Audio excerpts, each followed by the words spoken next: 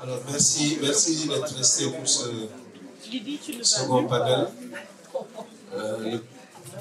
Le premier était consacré à l'école des arts. Ce second est consacré à l'école de Dakar. On va parler de la mémoire qui est liée à cette école. Cette école, même si on ne peut pas parler d'école physiquement, de ses héritages avec Wagan Gueye, qui est directeur artistique, qui est commissaire d'expo. Fanta Germaine Gaye, qui est artiste, enseignante. Et Céline Diaye, artiste peintre et enseignant aussi. La première question que je vais poser à tous les trois, c'est quand on dit école de Dakar, qu'est-ce que cela évoque pour vous? À quoi cela renvoie? Ce terme renvoie-t-il?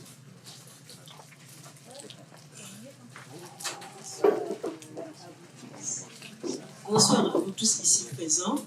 J'ai pris d'autorité la parole. Oui, voilà, mon statut de dame et d'aînée me le permet parfaitement. Et comme on dit, ma poule. Comme on dirait encore, nous dirait les gamins. Ah, n'est-ce pas, Céline? N'est-ce pas, Wagan? Bon, alors, ce que je voulais proposer, il y a ceux qui ont vécu l'expérience du dedans, et qu'il y a ceux qui, comme moi, ont connu, comment je dirais, les conséquences de ce qui a été. Et donc, je pensais qu'il serait bon, au moment où Wagan et moi-même n'y étions pas encore, que celui qui a vécu, ne serait-ce que partiellement, qui a accompagné ses prédécesseurs, et qui a vécu des moments avec eux, et qui m'a en partie initié, parce que quand j'ai commencé à peindre, Céline a été d'un grand encouragement pour moi. Eh bien, je proposerais que peut-être Céline, pour ce qui est un peu de l'historique et du cheminement, qu'il soit d'abord le premier à s'exprimer. Qu'est-ce que vous en pensez? Comme Magboul, la suggestion de Mag à juger. Alors, Céline. Assalamu alaikum.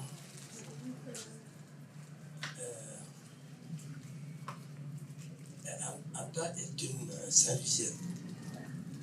C'est une dame, c'est une Badiaratou. Elle hérite de données ancestrales liées à la convivialité, mais à l'étourdissement aussi. C'est-à-dire que dans la manière de refiler les choses les plus délicates ou plus polies. C'est essentiellement quelque chose qu'on apprend à Saint-Louis. Et je vois bien que sa nièce là-bas qui en sourit, si, parce que Anta a intégré toute la culture sénégalaise qui a évolué à Saint-Louis.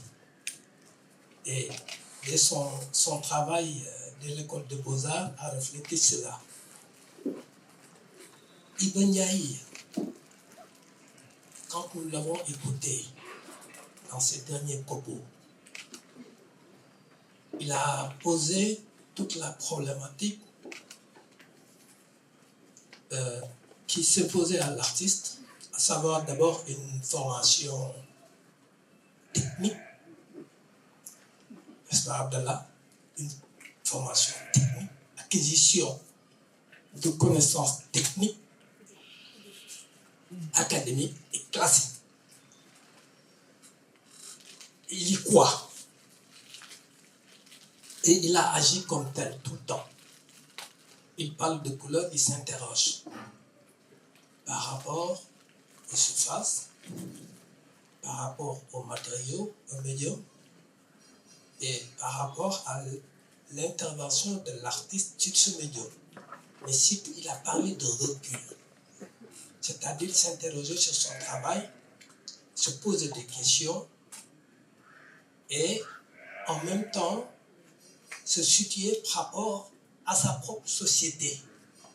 C'est-à-dire que les questionnements que l'artiste doit se poser. Et tout ceci, en général, était absent de ce qu'on a appelé l'école de Dakar. Alors que Senghor l'a ramené de France avec Pape Bretal. Tous les deux ayant été formés à l'école selon les valeurs artistiques occidentales. Ce n'était pas le vœu de Senghor par rapport aux résultats. Parce que Senghor pensait d'abord aux valeurs de la négritude et définissait l'art nègre par rapport au symbolisme et par rapport au parallélisme asymétrique. Il en était le théoricien. C'est pourquoi est-ce qu'on peut se dire, est-ce qu'il y a une école? Parce qu'une école se base d'abord sur des valeurs concertées.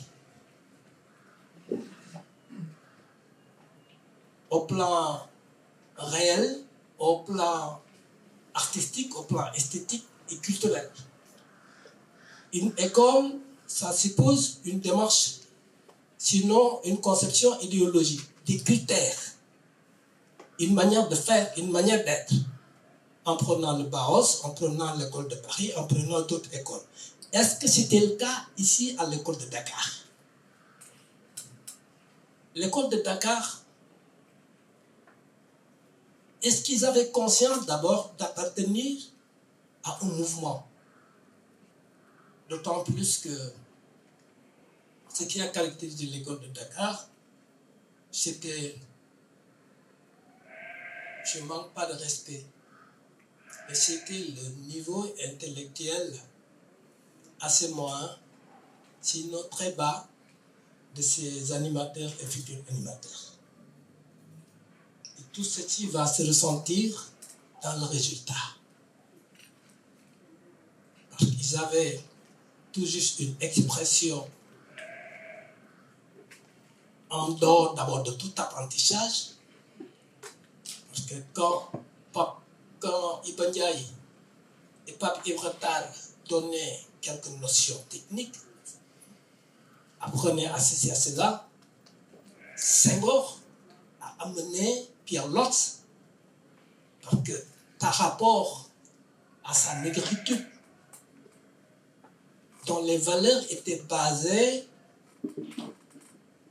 sur la mise en valeur de ce qui caractérise, de ce qui impulse le nègre dans son vécu. Instinct, pulsation brute et improvisation. Et Pierre Lotz était là. À plat, naïveté, émotion et expression libre, pédagogie nous dirigée. Ça a donné et ça a valorisé le Festival mondial des arts. Et Malraux a déclaré qu'il y en avait 10 peintres de niveau mondial.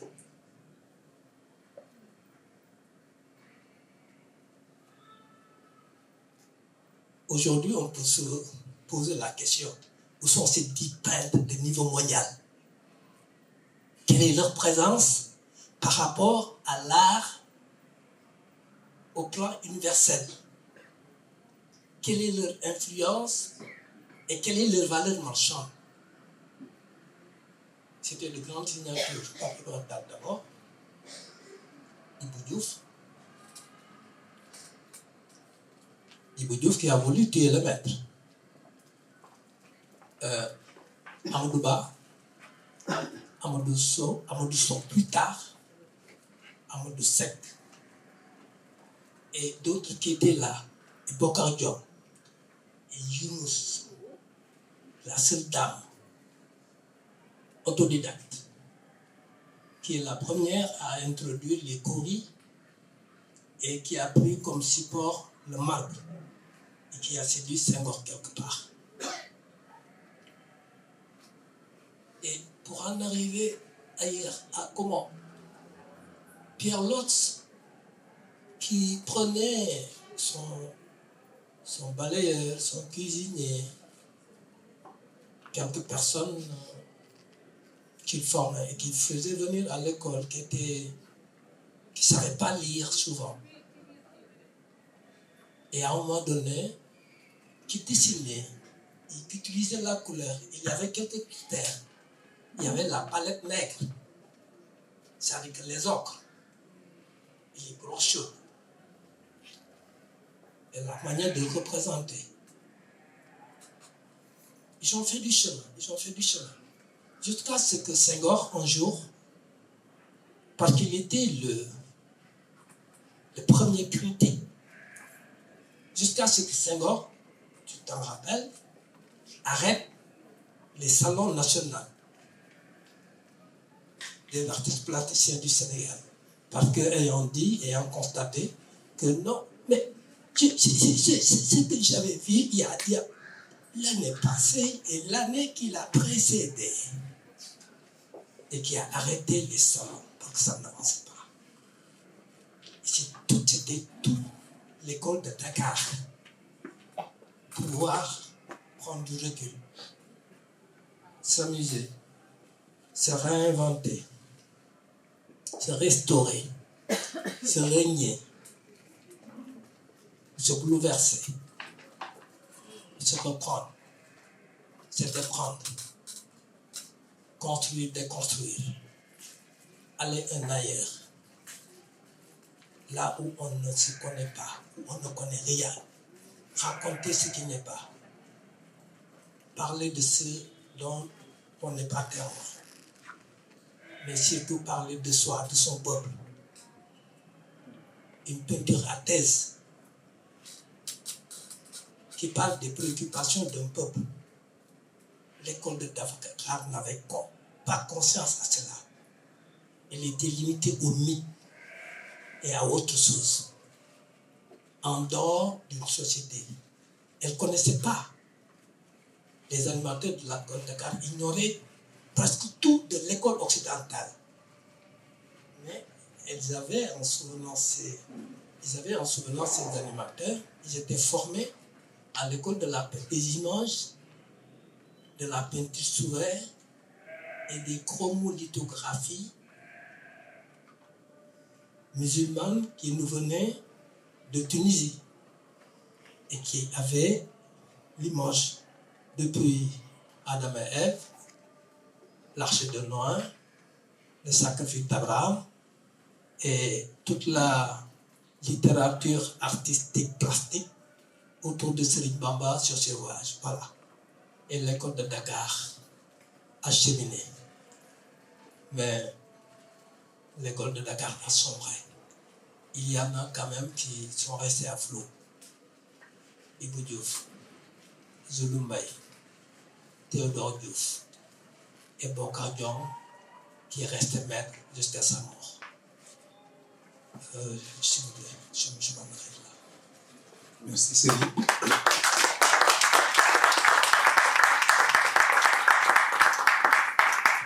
Bon, on va passer de l'aîné au cadet.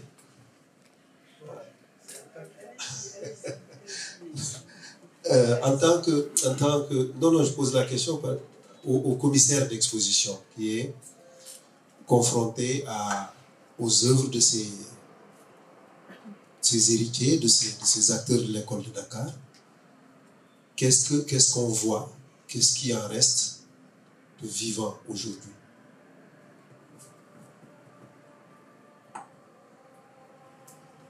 Merci. Je vais prendre mon oncle ou grand frère Serigne Ndiaye à contre-courant. Oui. Parce que moi, quand j'ai débuté en tant que commissaire d'exposition ou directeur artistique, je n'aurais jamais pensé que j'exposerais des peintres de l'école de Dakar. On a débuté avec les Ndoye d'Ours, les Samba Fall. Quand je parle de doute, les larmes montent aux yeux. Voilà. Parce que pour la petite histoire, revenu de Touba dans les années 96 ou je ne sais quoi, je me suis retrouvé à gérer un kiosque à pain à côté des Beaux-Arts de Dakar. J'avais un atelier de batik chez moi, mais j'avais aussi quand même une régie financière à gérer à la maison avec un vieux, voilà, qui était à la retraite, malade et tout. Donc voilà, là, je pouvais attendre un moment. Donc de ce kiosque à pain, j'ai vu les doutes, toute une génération de Beaux-Arts, de points, je les ai vus entrer et sortir. Aujourd'hui, on peut se retrouver dans des salons, à Paris ou ailleurs, il y en a qui disent ne pas reconnaître, j'ai dit fais pas le con. Tu vois, il y a des cahiers qui n'ont jamais été payés. Tu vois, des Mouloudiens, tout ça, qui ont fait de très belles carrières. Et ça renvoie à ce que tu as dit tout à l'heure par rapport à cet espace qui a produit de bonnes cuvées d'artistes au Sénégal.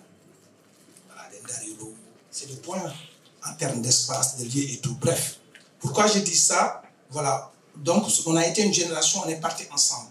Les gars sont sortis, les Ousmane Dia et tout. Il y a eu des moments où on n'avait même pas de pain à manger. On a squatté un immeuble chez ma mère à la Gueule-Tapée. Et loué le troisième, on était au quatrième pendant 4 ans, 5 ans. Personne n'a pu nous déloger. Les commissaires sont venus dessus. Voilà, bref. Pour dire tout simplement que moi, je n'aurais jamais pensé, et je le réitère, qu'un jour, c'est par les collections que je suis arrivé à l'école de Dakar. Donc, ces collections existent. Il existe beaucoup de collections au Sénégal. Beaucoup de collections privées. Ça rentre un peu me le dire. Même les artistes ont des collections. Et qui peuvent être très intéressantes. Moi, je pense qu'il y a Sidissek qui avait fait un très grand article aussi sur l'école de Dakar, où il essayait de sortir le vrai du faux. C'est vrai.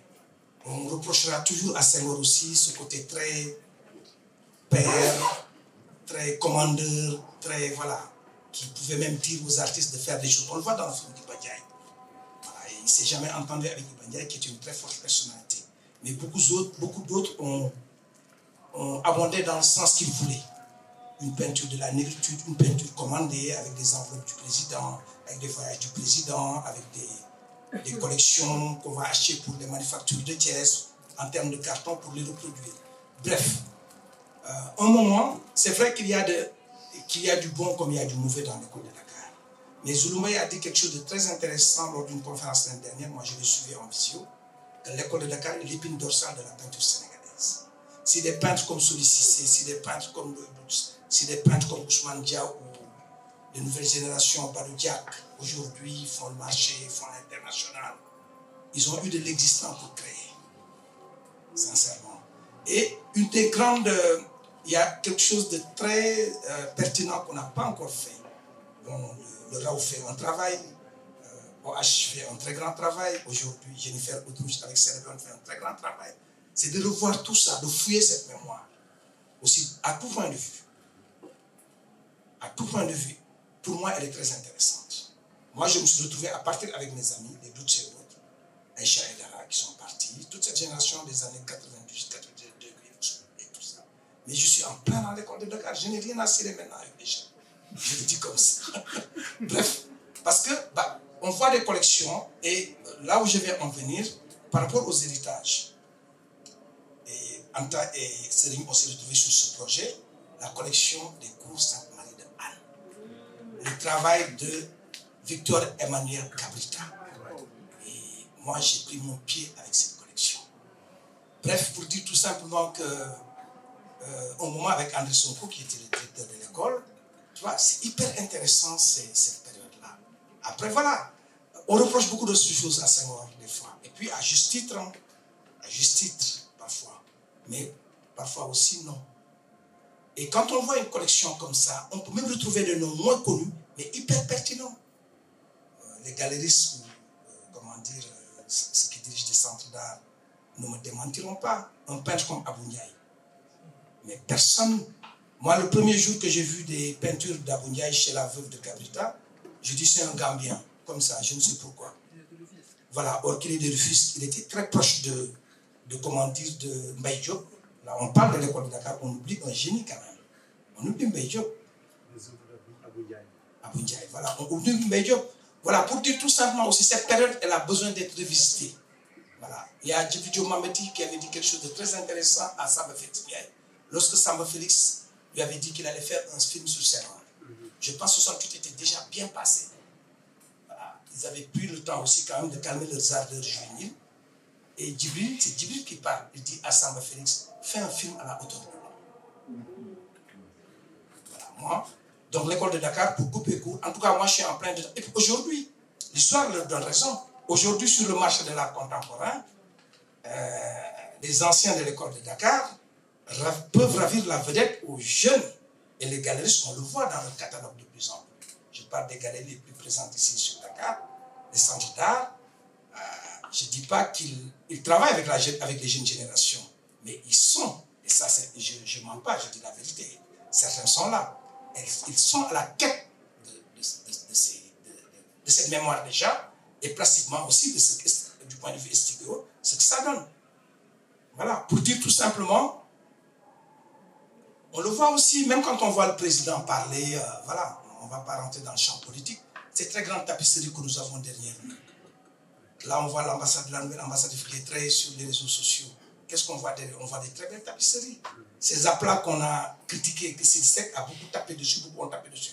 Et puis l'école de Dakar aussi, au-delà d'un style, je pense que c'est une histoire de temps, tout simplement. Parce que dans l'école de Dakar, tous n'étaient pas, beaucoup avaient leur liberté. Hein. Voilà, un peintre comme Morfei, que Bara Diokhane a réhabilité, vend partout à des sommes astronomiques, à numériser avec le concours de l'Institut français, avec une autre structure, je vais m'en arrêter là. Pour dire simplement, voilà, moi j'aimerais reprendre la phrase que Djibril a dit à Samba Félix. Voilà, c'est à nous, chercheurs, école des arts, historiens de l'art, critiques d'art, sociologues, anthropologues, de faire ce travail de fond qui n'a pas été fait. Il y a des noms, on ne met rien dessus.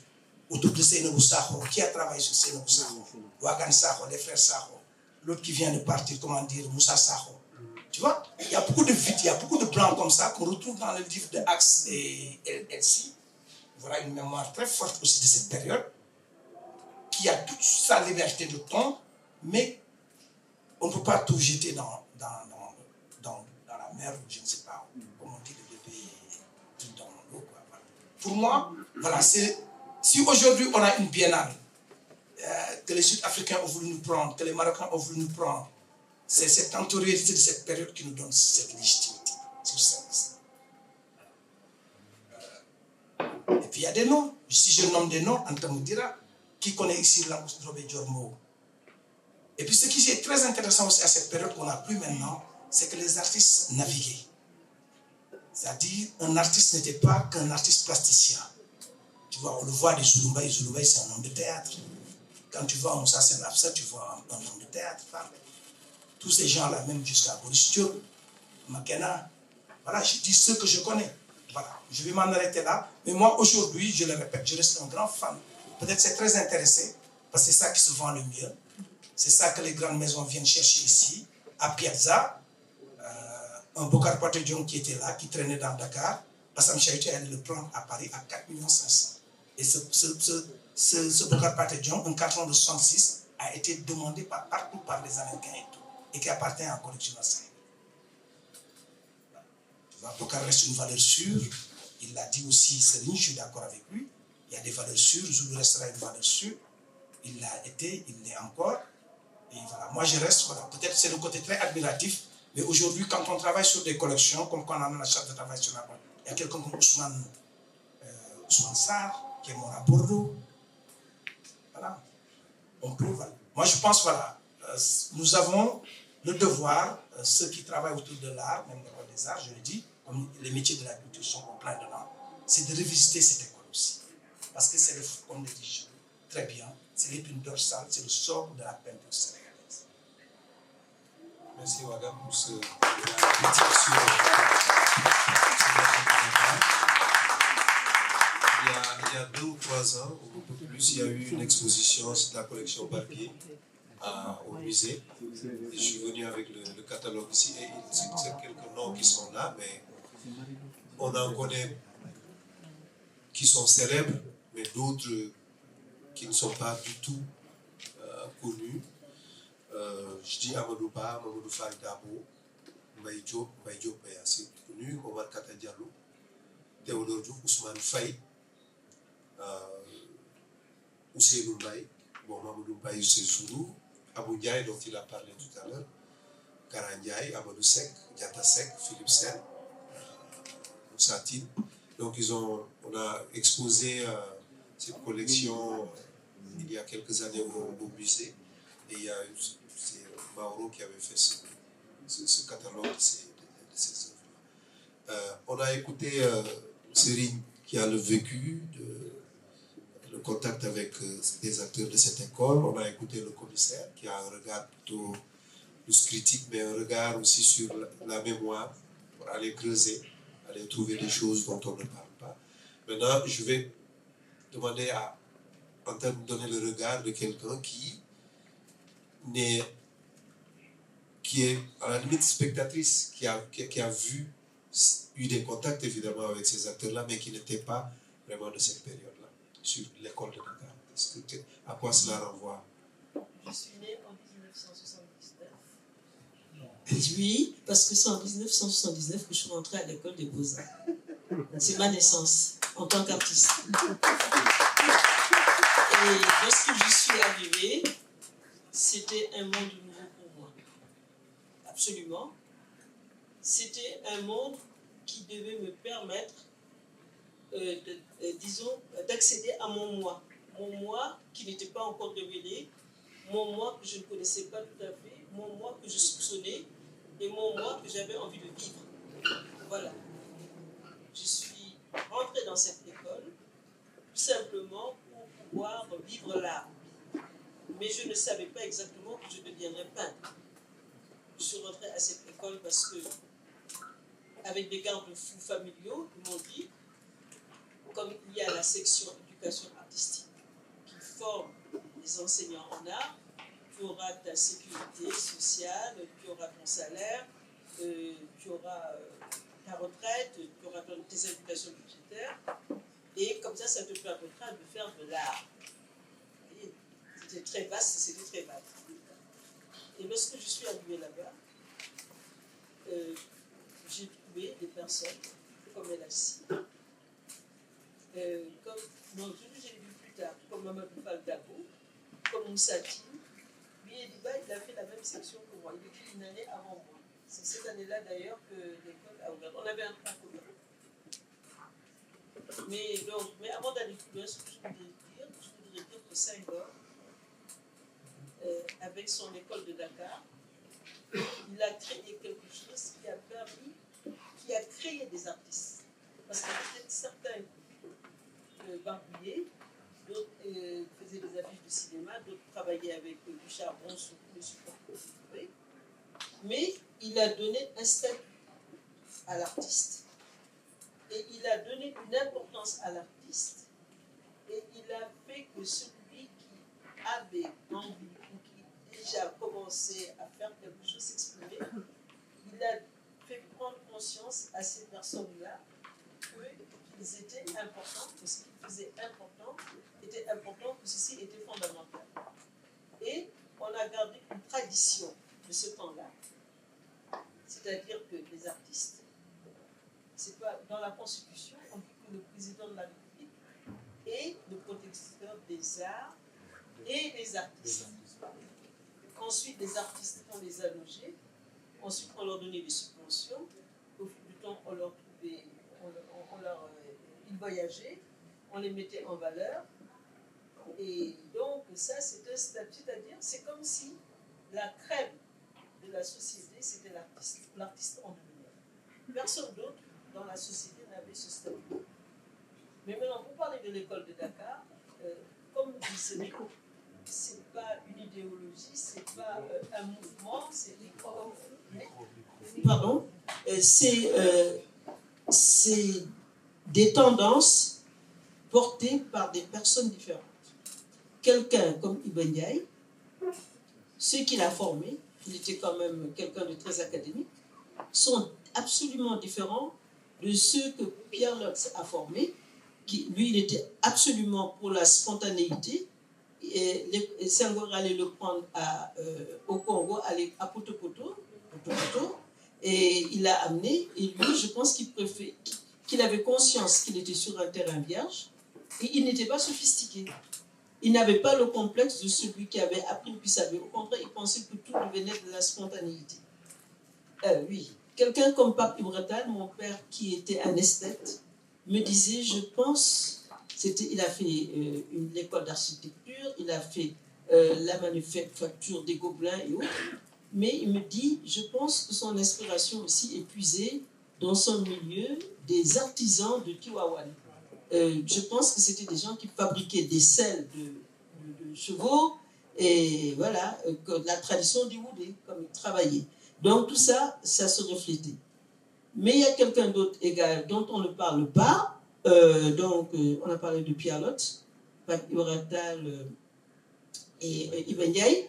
Mais il y avait aussi un vieux monsieur, et c'est lui qui était inspecteur, il était inspecteur d'art, et c'est lui qui a dirigé mon jury quand je passais à l'école, quand je sortais en 83. C'était André Sec. André Sec, qui avait un atelier de sculpture et de modelage. Il sortait d'une académie de Belgique, et avec son épouse, qui, elle, enseignait, sortait de la même école, mais enseignait la céramique. Je les ai trouvés à l'école, quand je suis venue en 79. Donc, pour en revenir, Senghor a donné un statut aux artistes. Et je crois qu'il a fait fabriquer des artistes, parce que ce n'était pas encore un métier. Ce n'était pas encore un métier ici. Avant 57, je sais qu'en 1957, après le congrès des artistes et des écrivains noirs à Rome, à Paris, c'était à Rome, il y a eu 57. 57, c'est après Paris. Voilà. Donc, il y avait déjà le premier, je crois que le premier cours qu'Ibn Ndiaye a donné, c'était au théâtre de verdure de la place Proté, qui est devenue la place de l'indépendance. Voilà. Et bon, ensuite, il y a eu donc la vision que Senghor avait avec ses confrères de la négritude, et qu'ils ont, comment je dirais, structuré. Donc, il fallait avoir une nouvelle vision concernant les arts, concernant la peinture, concernant la danse, concernant toutes les expressions artistiques, il faut le dire. Et c'était très important. Et c'est à partir de ce moment que des établissements qui devaient abriter donc toutes ces activités ont été créés. Donc voilà. Donc l'école de Dakar, par exemple, Pape Ibretal, la façon dont il s'exprimait n'avait strictement rien à voir avec celle de Pierre-Lotte, certainement pas, et encore moins celle d'Ibn Ndiaye. Donc mes enfants, l'artiste qui exposait dans les galeries était né, et lorsqu'en 1966, il y a eu le premier festival mondial des arts nègres, comme disait Cerise, André Malraux était absolument convaincu qu'il y avait au moins 10 artistes de rang magistral qui, toute époque et tout pays confondu, pouvaient absolument supporter la comparaison avec les plus grands. Et c'est lui qui avait surnommé, par exemple, Amadou Seck, le Picasso noir. Vous voyez, André Malraux lui-même. Bon. Voilà. Donc, moi, lorsque je suis arrivée à l'école, comme on dit maintenant, j'étais montée me chercher à l'école. Je ne savais pas très bien ce que j'étais. J'étais tout simplement une élève qui était sortie de l'université avec une licence, une maîtrise en lettres, et qui devait aller enseigner les lettres. Est-ce que vous vous êtes trouvé? Qu'est-ce que vous avez vu? Est-ce que vous m'avez reconnu? Est-ce que vous m'avez reconnu? Vous êtes parti à l'école pour interroger moi. Voilà, c'est-à-dire, qu'est-ce que vous avez trouvé? Mais je vais vous dire, c'était très réducteur. Donc, enseigner les lettres, c'était très réducteur de tout ce que je portais. C'était une partie de moi, la littérature. Mais ce n'était pas seulement ça. Et je suis allée à l'école. C'est une concession que j'ai faite en rentrant disons, dans la section professeur d'éducation artistique, qui, au terme de 4 années d'études, vont enseigner dans les lycées et collèges. Mais ce qu'il y a d'extraordinaire, c'est que j'ai découvert ma vocation de transmission, d'enseignant. Ça, je crois, c'est quelque chose qui était réel, et ça, c'était extraordinaire. Mais je peux dire que j'ai été bombardée peintre du jour au lendemain au vu de ce que j'avais produit, à partir de mes recherches, de mon expression, de mon dossier artistique. Voilà ce qui s'est passé. Et c'est comme ça que il faut une vision, parfois maintenant, pour que les gens puissent se trouver. Et c'est ce que j'essaie de détecter, c'est ce que je rencontre, et de les encourager et de les pousser à oser. Et donc voilà, j'étais artiste, je suis artiste. Et je sais également que mes domaines d'expression ne se limitent pas à la peinture, c'est juste que la peinture, c'est un aspect. Je crois que c'est une vision du monde, c'est un monde de vie. Et je suis par essence reconnaissante. Je suis reconnaissante à l'air que je respire, je suis reconnaissante à mon créateur, aux gens que je rencontre, au soleil, à tout. Et je suis contente qu'on ait eu un président, alors qu'il y avait beaucoup d'urgence, quelqu'un qui avait compris que l'art était extrêmement important. Et on a vu tous ces aspects-là il y a un peu moins de 2 ans à la Biennale. Il y avait un hommage à Anta Germaine Gaye et il fallait entrer dans ce... Elle avait créé son univers, cette chambre, ce jardin. Et quand on lui a dit qu'on lui rendait hommage, il a dit, mais est-ce qu'il faut un endroit où je pourrais avoir un jardin? Donc il y avait ce jardin où il recevait en bonne Saint-Louisienne. Bon, je leur ai donné la parole. Moi maintenant, je vais donner la parole plus tard. On va donner la parole au public. S'il y a des questions sur les héritages, moi j'en ai encore. J'ai encore 2 ou 3 questions, mais je voudrais que le public prenne la parole. Ici. Bonsoir. Je voulais poser une question, c'est plus une somme d'interrogations que j'ai eues durant les 2 panels. Donc, on a beaucoup parlé de notion de succès, donc d'artistes qui sont de rang mondial, de rang international, etc. Ce qui fait écho un peu à une vision un peu occidentalisante de l'art ici, dans le sens où on est en train directement de penser à une ouverture et on ne discute pas forcément d'ancrage ou de ce que ça veut dire pour... Parce que la vision qu'on a quand on discute avec des gens de mon âge, c'est qu'on a envie de parler d'art proprement sénégalais, on a une vision un peu plus utopiste, anarchiste, et je comprends un peu l'enjeu financier de cette ouverture-là. Mais je veux savoir un peu, en fait, quelle est votre vision de la souveraineté artistique dans le style. La souveraineté quand elle n'est pas forcément liée à l'aspect peut-être financier que l'Occident peut apporter, ou au droit de veto un peu que l'Occident a, dû à ce pouvoir financier-là sur quel art devient populaire, quel artiste est de rang mondial, quel type de représentation a le droit d'être de rang mondial ou d'être des représentations à succès. Je ne sais pas si c'est clair du tout. C'est ça ma question.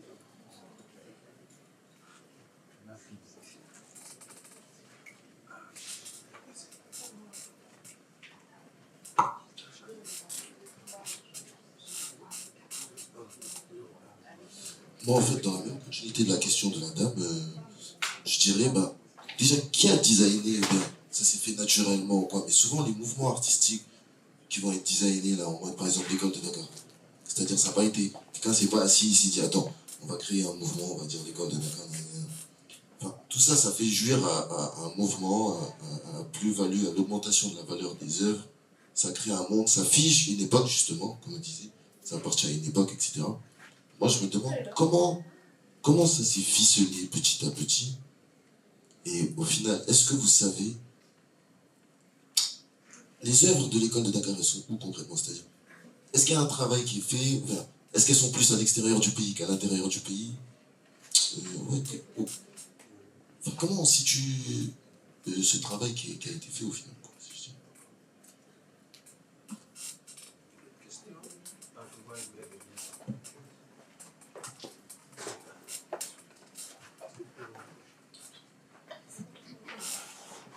Merci encore.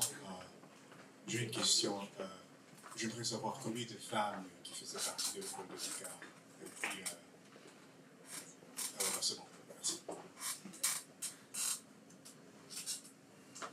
Déjà, Ouagane, comment ça s'est ficelé? Est-ce qu'on les retrouve? Parce que cette question, le commissaire qui les expose, qui les cherche.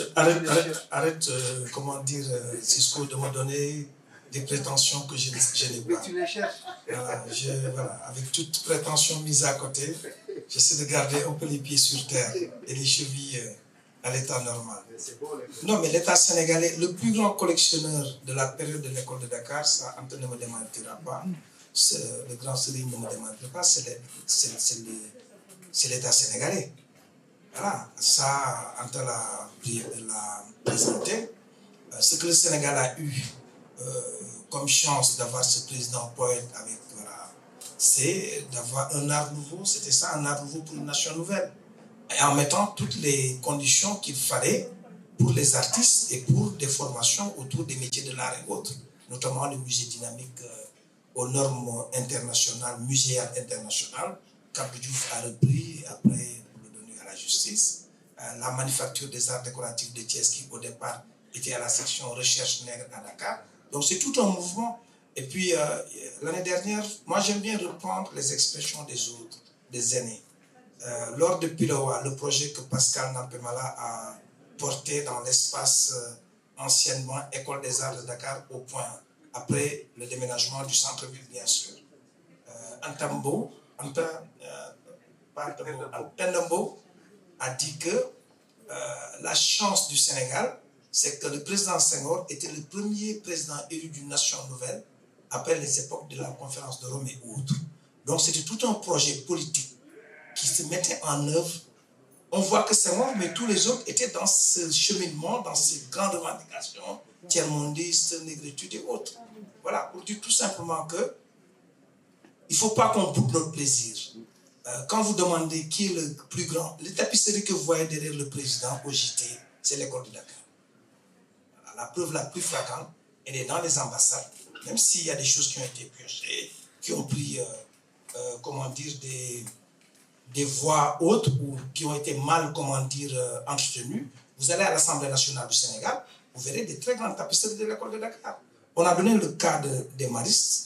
Bon, je le répète, on a travaillé dessus avec Anta et, comment dire, Serigne Ndiaye en 2018, hommage à Kabrita, c'est la veuve qui l'avait fait. Jean-Charles avait animé la conférence aussi. 2 conférences même, je dirais, une ici et une au niveau avec un dîner au niveau. Et puis la dame savait qu'elle partait. Je lui dis, on va le refaire, du Ouagane, tu planes ou quoi? C'est la femme de Kabrita. Pour dire tout simplement, et André Sonko, qui était un grand ministre de Senghor, m'avait dit, moi je ne savais pas, que Kabrita était socialiste, que son modèle c'était Senghor. Il a utilisé sa position de directeur d'une école internationale à l'époque avec des moyens et en ayant tous les fils de personnes qui comptaient dans le Sénégal, voire ailleurs, pour aider les artistes, encadrer les artistes, accompagner les artistes, tu vois, comme un projet sémorien. Voilà, donc si vous dites où sont ces œuvres sont très présentes ici. Si vous tapez aussi Internet, que vous regardez des recherches, vous faites des recherches, il y a une Américaine qui a vécu ici un moment, elle s'appelle Joanna Grabski, elle est historienne de l'art, elle a fait tout un travail sur les collections à l'époque, dans les années 99. Voilà, il y a eu aussi d'autres journaux faits lors des biennales comme Le Point Afrique, qui parlent beaucoup plus des collectionneurs actuels comme Omar Sow, B.D. Agne, qu'on retrouve aujourd'hui à la direction de la biennale, au secrétariat. Voilà, les œuvres sont là. Hein. Les œuvres sont là. L'État est le plus grand. Ça, c'est une chance du Sénégal. L'État est le plus grand acheteur. Là, était dans le passé sur Senghor. Il est devenu un pour moi. Il achète, il lui arrive d'acheter. On a vu le SICAP. Voilà. Mais pour répondre à ta question de manière plus concise, les œuvres sont très présentes ici. Elles sont dans des collections. dans les collections étatiques et privées. Batam Cheitou fait un travail remarquable de collecte et d'achat, jusqu'au papier des artistes de cette époque. On note aussi qu'il y a une des collections les plus immenses, et ça c'est une chance aussi, on ne peut pas, et ça répond par ricochet à votre question de la jeune dame. Non, on a quand même un marché local au Sénégal. On a un art fait par les Sénégalais, par les Africains, pour un marché local. Après, comme la collection Barbe Muller ou autre, les Européens qui sont là font partie du marché par rapport à leur pouvoir d'achat. Je parle aux expats et tous, les ambassades et autres. Bref, si la petite commande il y a, c'est une commande déjà, après ce discours existant dans le milieu des artistes, elle fait une peinture pour les milieux européens ou autres. Et moi, je ne vais pas rentrer dans ça. Mais quand même, on a une élite qui très tôt, et même les marabouts, ont soutenu les artistes, ont appuyé les artistes, ont acheté les artistes, les ont accompagnés. J'ai donné le cas de Capital, mais il y en a d'autres. Il y a Mayor Ward, il y a d'autres et d'autres. Voilà. Donc on a quand même, voilà, peut-être c'est un peu chauvin, mais on a une spécificité sénégalaise qui part de Senghor, qui part d'autres intellectuels africains, les Antillais qui étaient présents ici aussi, ceux du Festival des Arts Nègres, certains sont restés, comme Gérard Chenet ou autres, mais on a une spécificité bien sénégalaise d'un art créé dans ce pays, acheté par des enfants du pays. Voilà. Donc là, on ne peut pas parler quand même de... Il y a quelque chose d'éthique et de sincère et qui répond quand même à un marché local. Heureusement que nous ayons ça. Excusez-moi, je voulais juste te dire quelque chose. C'est que les collections qui sont acquises par l'État sont souvent mal répertoriées. Beaucoup de pièces disparaissent et beaucoup sont très mal conservées. Il m'est arrivé de trouver des pièces, c'est en train de... J'arrive même pas à en parler. Dans un état, là où il y avait de l'eau, là où... je comprends pas. Je comprends pas. Et aussi, dans des services publics comme ça, accrochés et exposés. Bon, d'abord, il y a des pièces qui ne supportent pas trop, quand la lumière est trop directe, et il y en a d'autres qui peuvent être décrochées par quelqu'un. C'est peut-être bien d'ailleurs. Si on doit les laisser et que ça doit finir à la poubelle, que ça doit être cassé ou détérioré. Et il y a quelqu'un qui m'a dit un jour, il y a une pièce de Baïdio qui part en morceaux. Et chaque fois, on emballait un petit morceau. Voilà. Elle avait, je crois qu'elle avait obtenu le prix du chef de l'État pour les arts. Et elle part comme ça. Elle part en morceaux. Et les Sénégalais achètent l'œuvre d'art. Et je crois que ça leur tient à cœur parce qu'il y en a qui paient des moratoires pour acquérir une œuvre d'art.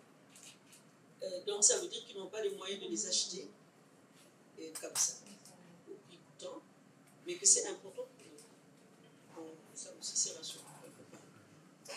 Il y a la question de la sensibilité des institutions à la chose artistique. Je me souviens qu'en 2010, je crois, le ministre de l'économie, des finances, qui est aussi collectionneur, Abdoulaye Diop, avait organisé une expo au ministère pour que le public puisse voir la collection du ministère, le patrimoine du ministère. Et à cette occasion, on a vu du Iba Ndiaye, on a vu du Alpha Wali, on en a vu des éléments de cette école Dakar, du patrimoine du ministère. Je crois que c'était à la Biennale 2010 que ça avait été organisé. Oui, l'État est peut-être le premier collectionneur. C'est lui. Une fois, j'étais devant la télé, j'étais à Ziguinchor.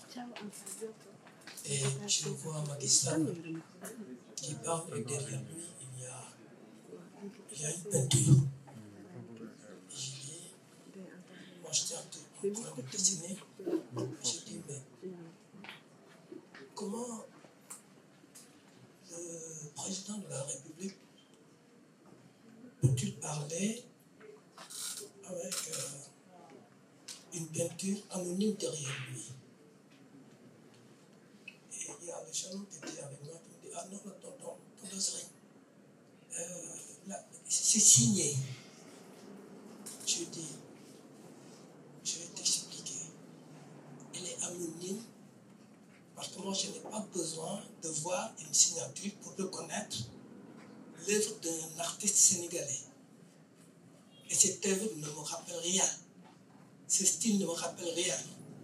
Cette manière de poser, de distribuer la surface ne me rappelle rien. Donc, c'est une peinture anonyme. Et j'en parle une fois à Dakar, j'en parle à Alioune Badiane qui était directeur des arts. Je lui dis, mais Alioune, toi aussi. Comment le président, et je raconte l'histoire. Il me dit, ah non, c'est ne m'amène pas à ça. Il me dit, tu sais. Et je lui dis, mais il ne consulte pas. Même pour la collection d'Ablaye Diop, pour le ministère, je lui demande, il me dit, il ne nous consulte pas. C'est-à-dire qu'il y a une débandade. C'est une débandade totale dans la gestion de l'art et de la culture au Sénégal. En principe, les ministères ne devraient pas prendre avis auprès des structures spécialisées. Et notre ami là en a parlé tout à l'heure, sinon ce qui est arrivé à Thiès ne serait pas arrivé. Il y a une réappropriation à faire à ce niveau. Pour la collection de l'État, une fois, quelqu'un m'appelle, en pleurs. Il me dit, chérie, il y a des tapisseries qui étaient casées quelque part au village des Arts, qui étaient sous la pluie et qui sont en train de partir en lambeaux. Au musée de Dynamique, on ne sait pas combien d'œuvres ont été détruites.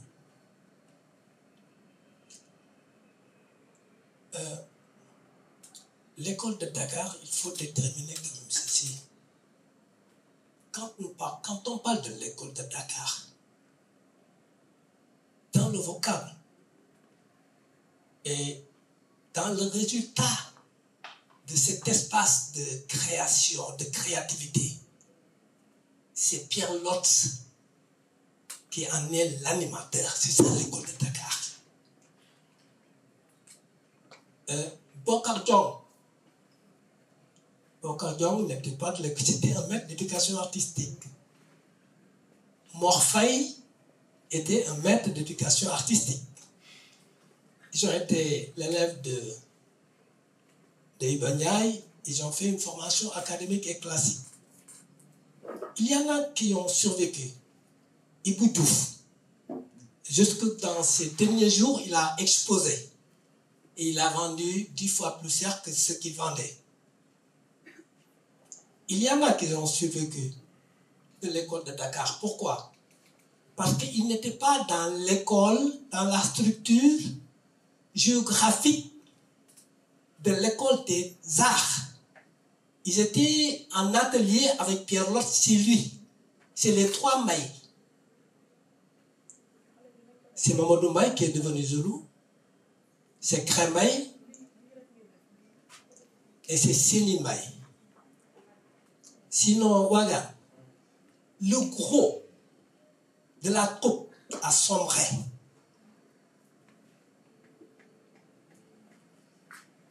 Parce que Senghor, quand il est parti, Abdou Diouf brutalement les a jetés en pâture. Ils étaient logés, on leur achetait souvent des œuvres, même à des millions, tous ces privilèges. J'en ai connu qui sont devenus fous. Regarde, j'en ai connu de l'école de Dakar qui sont devenus fous, qui sont émigrants, qui n'ont pas eu la raison, qui ont vu leur famille dilapidée, leur épouse partie, qui ne pouvaient plus supporter l'éducation de leurs enfants. Parce que Senghor, à peine parti, a été désengorisé. L'école de Dakar, il nous faut en parler et avec recul et voir exactement. C'est vrai que personne n'est parti de rien. L'école de Dakar a été le soubassement de toute la création artistique. Mais citez-moi un de l'école de Dakar qui a été sélectionné au Salon international de la Biennale de Dakar. Zulu Mbaye et les autres, c'est leur voyage. Mais Diatta Seck, je ne sais pas s'il y en a quelques-uns qui étaient à l'exposition organisée par Abdou Silla à la Fondation Senghor sur l'école de Dakar. Et le catalogue, c'est comme un cahier d'écolier. Et Diatta Seck, qui me voit attentivement me promener et qui vient vers moi et qui me dit, Sérieux, je dis, ah, Diatta, tu vas bien. Il me dit, il voulait nous enterrer. Mais Jean-Charles, j'étais abattu. Tu sais très bien. C'est Diatta Seck qui me dit, il voulait nous enterrer. Et c'était tout le drame de l'école de Dakar.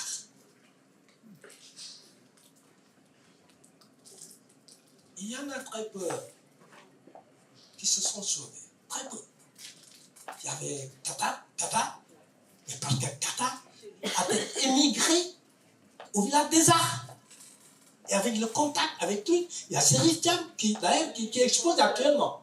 Qui depuis 3 mois, il expose, Serif Thiam. Serif Thiam, il est quelque part à Dakar. Et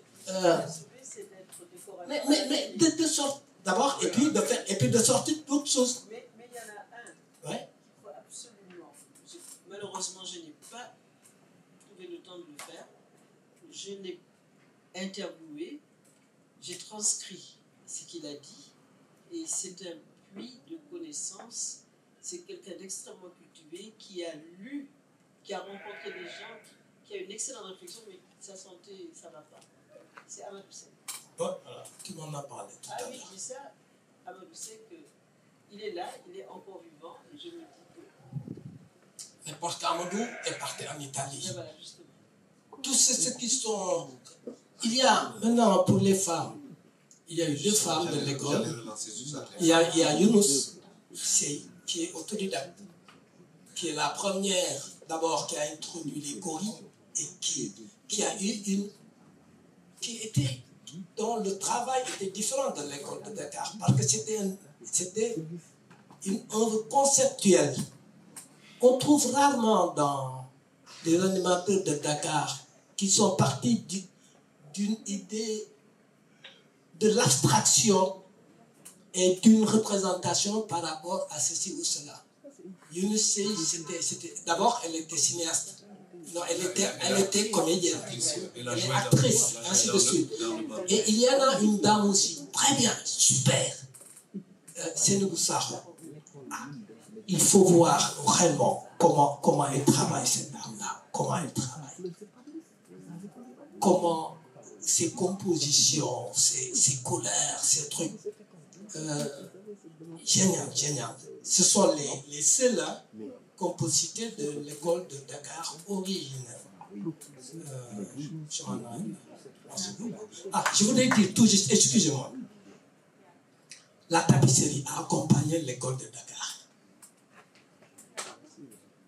Mais il n'y avait au niveau de la tapisserie, à part Bogordon, et quelqu'un d'autre, il n'y avait que les signatures de l'école de Dakar. Ensemble, il n'y a que les signatures de l'école des élèves de l'Ox. C'est Sidi Seck, quand il est devenu directeur, qui nous a envoyé des techniciens et des cartonniers et des lycéens qui ont visité notre atelier. Personnellement, il m'a pris un dessin que j'avais fait sur le papier carte et la vie, parce que, en fait, les tapisseries, à l'origine, ne prenaient que des aplats. Et moi, c'est une œuvre que je n'ai pas faite pour spécial. C'est la vie que j'ai fait. Ils l'ont tissé, et il y a 2 ans, le directeur qui est parti m'a envoyé une lettre pour me dire nous en sommes à la 8e édition de votre œuvre, Pérégrination. À partir de maintenant, nous pourrons renégocier pour les éditions spéciales. Parce que c'est là l'arnaque. Une tapisserie ici, il faut 8 tirages pour que l'artiste puisse espérer toucher des droits d'auteur. Il faut 8 tirages. Et combien d'artistes ont atteint ce niveau? C'est plein de trucs. La culture, les arts. Il nous faut beaucoup de courage. Et nous départir de ceci ou de cela. Pour tout remettre et en discuter profondément. Parce qu'il y a des problèmes. Il y a énormément de problèmes. Et qu'est-ce qu'il faut? Alors, bon, je vois des mains qui se lèvent. Il est 20h25. Est-ce qu'il n'y a pas de natif? Je voulais corroborer ce que a dit concernant les collections sur l'école de Dakar. Ces collections sont essentiellement sénégalaises. Il a bien cité Sow, Baby Agne. Et je voudrais insister sur la collection du ministre. Je pense que c'est bien Abdoulaye Diop, qui a été ministre des Finances pendant très longtemps. Il a non seulement une belle collection de l'école de Dakar, mais il a été l'objet d'un grand catalogue. Oui, qui est, je crois, édité au compte, pas d'auteur, parce que je ne pense pas que c'est lui qui a fait les commentaires, mais compte du collectionneur. Et donc, j'ai eu la chance de le souhaiter. Un très bon catalogue. Je crois qu'il faut nous-mêmes, à la Galerie Ougous, notre exposition inaugurale portée sur l'école de Dakar. Et tous les grands de Ibanyaï, notamment Tabaski et autres, étaient montrés au public pendant plusieurs mois. Et nous avons dans le pipeline toujours un catalogue. Une photo par Mané Mouri, etc. Nous espérons le réaliser. Voilà. Mais je voulais insister que vraiment, les Sénégalais qui ont les moyens, ceux qui n'ont pas apprécient, et ceux qui ont les moyens ont constitué de belles collections. Peut-être qu'il faut encourager à mieux faire connaître. Absolument. Et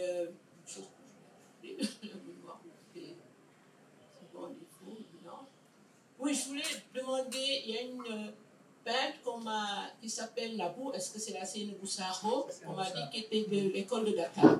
J'ai vu les œuvres. Je voulais avoir confirmation. Et poser une question aux connaisseurs concernant pas Morfaï, mais Borfaï. Morfaï qui est beaucoup apprécié à l'étranger notamment, qui fait des petits tableaux sur toile, genre sous verre. Et je voulais avoir plus d'informations sur cet artiste. Je vous remercie. Merci. Pour les collectionneurs, on en a eu une idée il y a, je crois, la dernière biennale où on a un espace collectionneur qui était dont le commissaire était Khalidou Kassé. On a eu des œuvres exposées et qui venaient de collections d'amateurs sénégalais. Vous avez le micro, allez-y. Oui, merci. Je suis Pape Adam Touré, journaliste culturel. Merci pour ce panel que je trouve très intéressant. Et moi, je vais essayer peut-être d'être un peu plus optimiste par rapport à l'école de Dakar, parce que par moment, on pourrait peut-être penser qu'il ne reste rien de l'école de Dakar. Pour moi, ce sont des maîtres, des génies qui ont marqué leur temps. Après, il y a eu toute une suite, toute une histoire. Et je pense qu'on n'a pas beaucoup parlé ici du professeur Abou Sina, par exemple, qui a encadré pas mal d'étudiants, ici et ailleurs, sur les travaux de l'école de Dakar, et le professeur Atif Badian, et même plus récemment, le professeur Babacar Mbaye Diop, quand même, qui a porté le plaidoyer sur l'inventaire du patrimoine de l'État, qui remonterait peut-être au début des années 92, et il nous apprenait que beaucoup d'œuvres même étaient restées dans les sous-sols de l'ancien musée dynamique. Et bon, je pense que à ce niveau-là, c'est là que je vais saluer peut-être le travail que vous êtes en train de faire avec ces panels-là, parce que pour moi, il faut renouveler ces cadres-là, et c'est une responsabilité pour moi qui incombe à tout ça, nous journalistes, les chercheurs, les universitaires, pour peut-être quand même qu'on puisse avoir beaucoup plus de documents, qu'on puisse continuer ce travail-là, n'est-ce pas? Et la question peut-être que je voudrais poser, c'est par rapport c'est pas faire une confrontation, mais à chaque fois souvent qu'on a des récits, en termes de chronologie, qu'on parle de l'école de Dakar, juste après, on va parler du mouvement Agitar, par exemple. Est-ce que c'est avec l'avènement du mouvement Agitar, peut-être que les artistes qui ont fait ce mouvement-là de l'école de Dakar, on les a peut-être un peu oubliés ou... Bon, en tout cas, pour moi, c'est ces deux mouvements qui ont leur propre trajectoire, leur propre histoire, leur propre contexte. Mais c'est juste une question parce qu'en termes de chronologie aussi, souvent on entend beaucoup, souvent même des critiques d'art qui parlent juste école de Dakar et tout de suite sans transition, on parle de mouvement agitateur comme si voilà, ça s'éteint à ce moment-là. Donc c'est peut-être la question que je voudrais placer dans ce panel-là. Merci. Pour la collection du musée, où se trouve à ce moment-là aujourd'hui la Cour suprême, en 2000, je pense qu'en 2022, à l'initiative je crois, du président Cheikh Tidiane Coulibaly, Oui. il y a eu une exposition. Il s'est dit que comme Abdoulaye Diop l'a fait quelques années avant, lui il se dit aussi on a un patrimoine ici. C'est pour ça que je parle de sensibilité de la personne qui dirige l'institution. Donc plusieurs œuvres ont été restaurées et ont été l'objet d'une exposition à la Cour suprême. Absolument, c'est la biennale 2022. Oui. Donc c'est pour ça que je parle de la sensibilité des gens qui dirigent les institutions. Quand on est sensible à l'art, voilà, il a cherché, il sait qu'il y a des choses ici. Au musée, il y a eu une exposition en 2022, effectivement. Je crois que c'était une des expositions officielles d'ailleurs de la biennale de 2022. Comme Abdoulaye Diop l'a fait quelques années avant. Moi, j'ai une qui a pris sa retraite, une tata qui a pris sa retraite au ministère des Affaires étrangères, qui me dit que dans la cave, je ne sais pas, sous-sol, du ministère des Affaires étrangères, qu'il y a des œuvres, qu'il y a des choses, des acquisitions des différents ministres. Et je sais combien on a eu de ministres des Affaires étrangères, et puis des œuvres qu'on a données à des ministres au cours de leur voyage, les œuvres acquises par le ministère. Je pense que quand Ouaga parlait tout à l'heure de chercher, il y a beaucoup de pistes dans beaucoup de ministères, beaucoup d'institutions. L'armée a un musée, peut-être qu'il y a des choses aussi là-bas, liées à l'armée, liées aux choses militaires, mais aussi à l'art dont on parle ici. Je ne sais pas si vous avez... il y a eu des commentaires. Je voudrais... Oui, On m'a refusé le micro, donc non. Je vais juste maintenir à une information que je souhaiterais donner avant de quitter. Non, on ne refuse le micro à personne ici. Cette assemblée.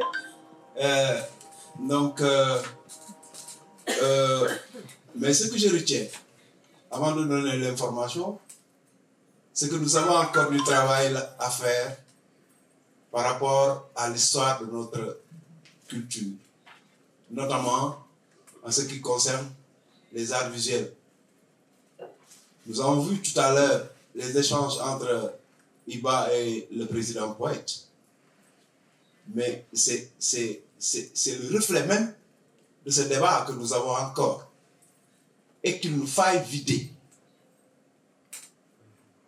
Qu'il nous faille vider pour que, aussi bien l'école de Dakar continue d'exister, qu'on en fasse ce qu'elle a été et que ce qu'il devrait être, et que les détracteurs de cette école également puissent avoir la parole pour dire pourquoi ils prennent la parole contre cette école de Dakar. Il faudrait qu'on vide ce contentieux.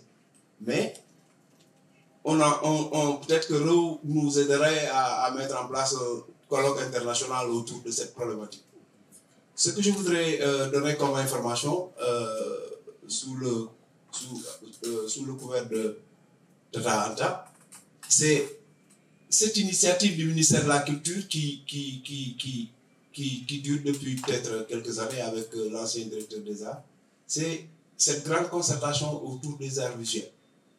Je crois que Mme Anta a fait partie d'une des équipes et Badian également a fait partie d'une de ces équipes. Et le nouveau directeur des arts qui est venu et qui a trouvé ce projet à l'État a envie de reprendre ce projet-là pour discuter avec tous les acteurs des arts visuels. Donc il a appelé ça la grande concertation autour des arts visuels. Je crois que c'est l'occasion de s'approprier ce qui va se faire là-bas et qui devrait se faire après. Comme l'a souligné tantôt Céline, c'est vrai, il y a beaucoup de problèmes. Quant à par exemple, la conservation des œuvres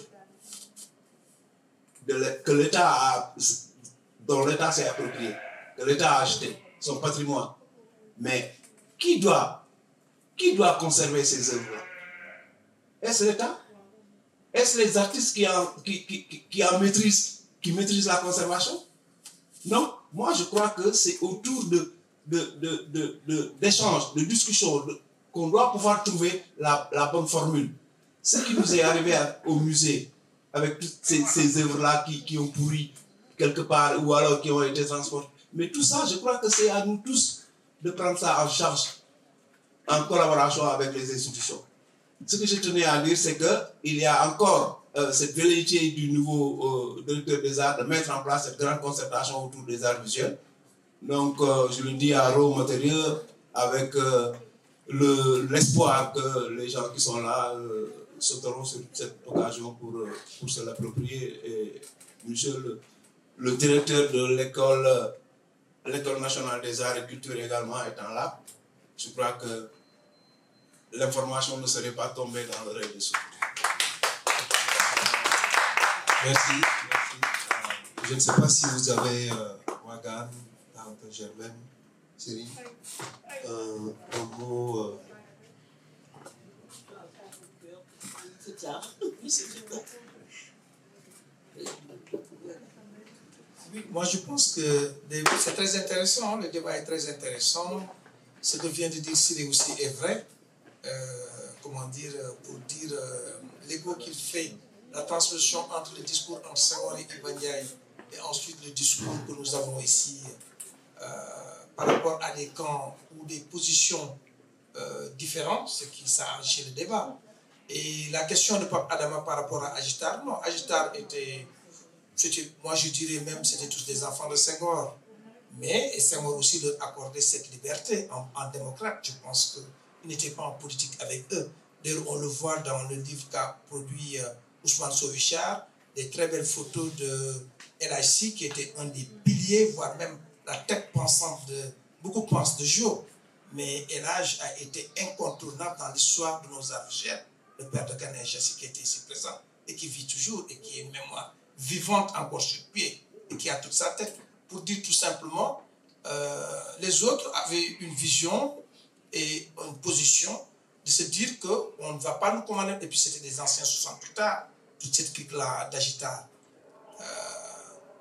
Les deux font partie de notre histoire. Et ces gens sont... La circulation entre amis et autres était... Les cloisons n'étaient pas si fermées, on va le dire comme ça. Oui. Et quoi d'autre, je fermerai sur ça. Senghor n'a jamais été dogmatique par rapport à Agitar, je pense. Mais ils ont pris la liberté, cinéastes, penseurs, écrivains et autres, à dire que nous n'allons pas faire un art commun. Voilà. Donc on est n'était pas sur le camp opposé. Et oui, je tenais à dire aussi, le temps va réhabiliter l'école des arts, le temps réhabilite l'école des arts. Et la plus grande manifestation, c'est il y a 2 ans, 1 an, c'est Senghor et les arts apprentis, sous la poursuite de Mamadou Diouf, ou le commissariat de l'historien Mamadou Diouf, avec beaucoup de recul. Et souvent là aussi c'est comme ça. Beaucoup d'artistes sont réhabilités à titre posthume. Pour revenir à Morfei, je pense, Serigne pourra vous le confirmer, on se mêle toujours les pinceaux sur les deux, c'est le cas de le dire. Morfei et Morfei. L'autre, je pense, est un vieux qui paraît est venu tard à la peinture, mais ses œuvres ont été très appréciées dans le marché de l'art sénégalais. C'est des naïfs. Oh, je pense qu'il est décédé. Oh, moi, je le répète, je travaille comme commissaire et curateur et je connais le marché souterrain de l'art au Sénégal. Les œuvres de certains artistes de l'école de Dakar sont très cotées dans le marché souterrain. Il y a beaucoup de ventes et de reventes. Aujourd'hui, il y a plus de 10 familles qui reçoivent, je donne la collection Libas Diaw, sur laquelle on a travaillé en 2018. Libas accompagnait beaucoup les artistes, c'était autour de shows, et on trouve des shows Wakam dans la collection Libas Diaw. Et très tôt, sa première épouse, Anne-Marie Toc-Petin, a gardé les œuvres, a su, après quelques vents, qu'elle avait de l'or entre les mains. Et sa fille a gardé les œuvres. Pour dire tout simplement, aujourd'hui, des héritiers héritent de collections. Et de plus en plus en sont très conscients. Et d'autres qui veulent s'en départager remettent ça sur le marché et les œuvres surtout sur le marché. Ça ramène à cet écosystème que nous avons. Même si l'extérieur s'en mêle, il y a un marché local sénégalais. Océane pour les dire, et les galeristes, je pense qu'elle garde son mutisme voilà, un peu trop. Mais voilà, pour dire, voilà, pour faire court, cette école est réhabilitée par le temps. Et tout les réhabilitera. On a parlé d'héritage, je ferme sur ça. L'exemple de l'Orch a été reproduit par les Fiermaï. C'est ce qui nous a donné les ateliers Nietugui avec Gaston Medera. C'est ce qui a donné les ateliers de Ngor encore avec Gaston Medera lorsqu'il y a eu la session. Et beaucoup de peintres aujourd'hui ont fait carrière avec ça aussi. L'académisme, je suis d'accord, je suis partant pour la formation. Et la formation peut aussi revêtir d'autres allures, très libres aussi. Absolument. Donc, voilà. Et les ateliers Nietugui ont été une des plus grandes réussites en termes de management, de vie culturelle et d'esthétique même. Et de création. Il y a un film, il y a un court film produit par Gaston Madère qui est parti il y a 1 an, 2 ans. Les ateliers Nietugui, il est sur Internet. Voilà. Et voilà. Bref, donc je fermerai sur ça. Et ça, c'est voilà, la suite de l'autre, c'est les ateliers libres de l'autre. Et Krembay a fait peindre beaucoup de gens autour de lui vers la fin de sa vie. On retrouve l'étoile après, voilà. Bon, moi, merci. Merci, merci. Je pense qu'on peut.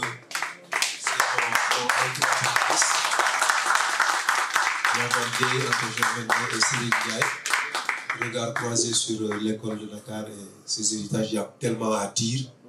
Je pense que peut-être d'autres panels. Et puis les panels qu'on organise, il y a des couloirs, des passerelles entre les panels qui font que on a même commencé à parler de l'école de Dakar un peu dans le premier panel. Ah oui, voilà. S'il vous plaît, Agitar n'a rien à voir avec Senghor. Agitar n'a rien à voir avec Senghor. Parce que c'est venu plus tard. C'est venu plus tard. C'est venu plus tard. En 74. En 74. 1974.